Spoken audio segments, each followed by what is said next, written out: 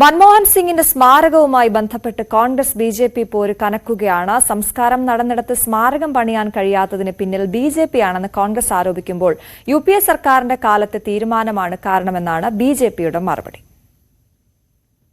മുൻ പ്രധാനമന്ത്രി മൻമോഹൻ സിംഗിന് സംസ്കാരം നടക്കുന്നിടത്ത് സ്മാരകം വേണമെന്നായിരുന്നു കോൺഗ്രസ് കേന്ദ്രത്തോട് ആവശ്യപ്പെട്ടത്.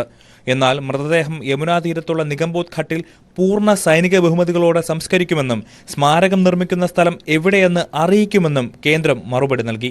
ഇതോടെയാണ് ഈ വിഷയത്തിൽ കോൺഗ്രസ് ബിജെപിയെയും കേന്ദ്ര സർക്കാരിനെയും വിമർശിച്ച് രംഗത്തെത്തിയത്. സർക്കാർ രാഷ്ട്രീയ വിവേചനം കാണിക്കുന്നുവെന്ന് കോൺഗ്രസ് നേതാവ് പ്രതാപ് സിംഗ് ബാജ്വ ആരോപിച്ചു. പഞ്ചാബിന്റെ പുത്രന് ഉചിതമായ സ്മാരകം പണിയണമെന്നും ബാജ്വ ആവശ്യപ്പെട്ടു.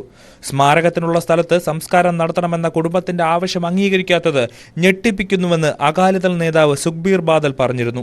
ആദ്യ സിഖ് പ്രധാനമന്ത്രിയെ സർക്കാർ അപമാനിച്ചുവെന്നായിരുന്നു ജയറാം രമേശിന്റെ ആരോപണം. പിന്നാലെ കോൺഗ്രസ് ആരോപണങ്ങൾക്കെതിരെ കേന്ദ്രം തന്നെ രംഗത്തെത്തി.